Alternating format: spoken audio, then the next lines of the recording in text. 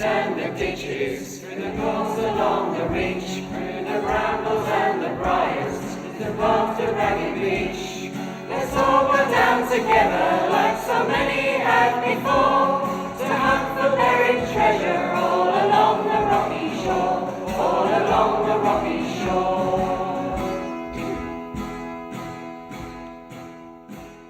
Unscene Suffolk is now in its second year. We started the project in early 2013, and this is our second project, and we were very lucky to get funding from the Arts Council and also Suffolk Community Foundation. We're also supported by Sensing Change and the New Wolsey Theatre, and this year Ipswich Museum. So the performance is set in a village, a fictional Suffolk village called Little Bainham.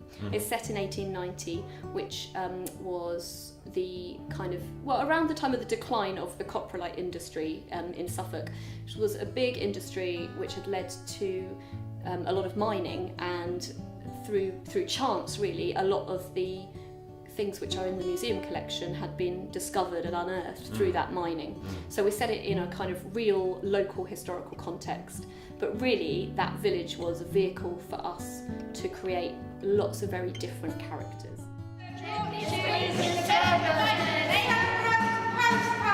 Holly's finest ale. A best-selling sensation. As far as possible, the cast were involved in that writing. So the formation of the characters and a lot of the early scenes were actually improvised by the group before we fixed the script. We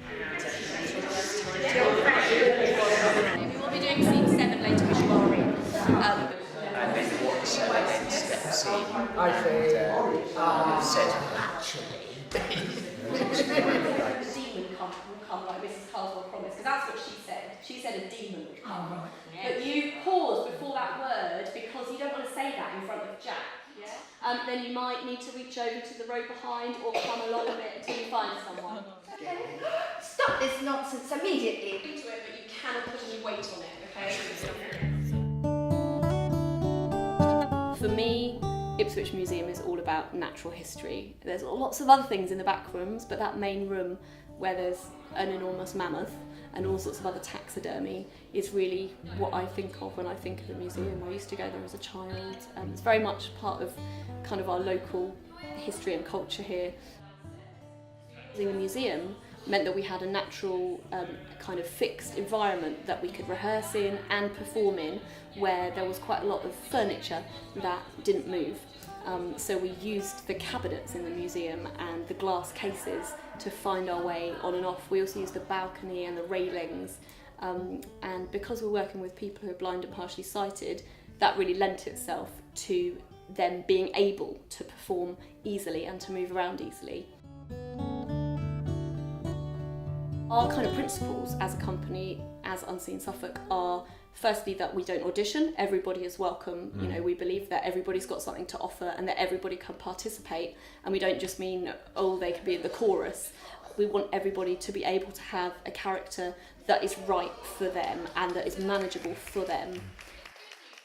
It's about everyone working as a team and having a really kind of full experience of being central to it, so everybody's crucial rather than just one person kind of carrying it.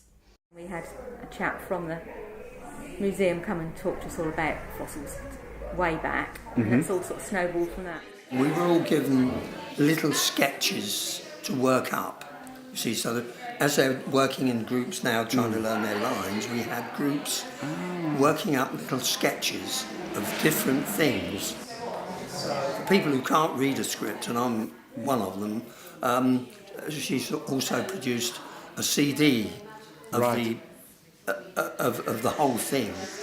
So that's how I learn my lines. I've got it sort of more or less in my head, but thinking of when I've got to come in and actually say it is a different matter, you know? Of course. And it's not like that you can look on the page and remember, you've got to keep going back over it and over it, you know? I didn't think I'd be any good. I said I'm 80 odd years old and I won't be able to learn lines, I won't be able to read them. You know, I don't think my memory's that good anymore. But it improves. As you go along, your memory improves. Yes, it's good because it brings people out of their normal self, you see. Of course. Yeah. And believe me, the best actors are the ones who can't see at all, in my view. Yeah. I went to my optician for my checkup, and he said, "Have you,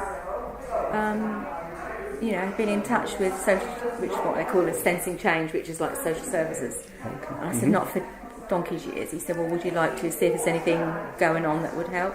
And they told me about this, and I've been coming since last November, I think. It is a very social event, and I miss meeting people. And I'm at home being a housewife otherwise, so getting me out of the house and doing something that I love. I used to teach drama, so I miss that in particular. So it's that social aspect and the feeling that I am doing something that's worthwhile. It's nice, all these people I've met, And it's taught me a lot actually, because I get the train here by myself now. I'm met at the station and taken to the station, but I travel independently, and I've learned lots of new skills. Are you nervous about the upcoming then? No, I don't think so. No. No, I won't be able to see reactions on people's faces, so it won't matter. We really wanted to push people that little bit further, even further than we had last year, and I think even most of the cast were surprised by what they managed to achieve. Audience feedback has been really good. Lots of people commenting on the comedy and how funny it was, and I think the cast might not have realised how funny it was until they had an audience. Just what she needed. Of course we needed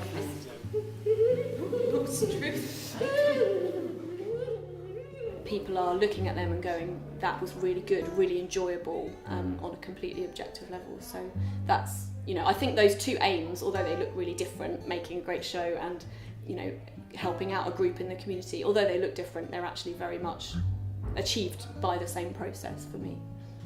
This creature is far from being a supernatural entity. I believe it to be human in origin. We've been hearing from participants saying that they feel, more confident in lots of ways, people who hadn't done it before particularly. So one lady said that she now feels like she can go out and start a conversation in public, which she couldn't do before.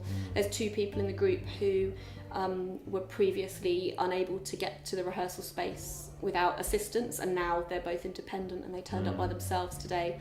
So there's lots of positive effects that are not just about the show.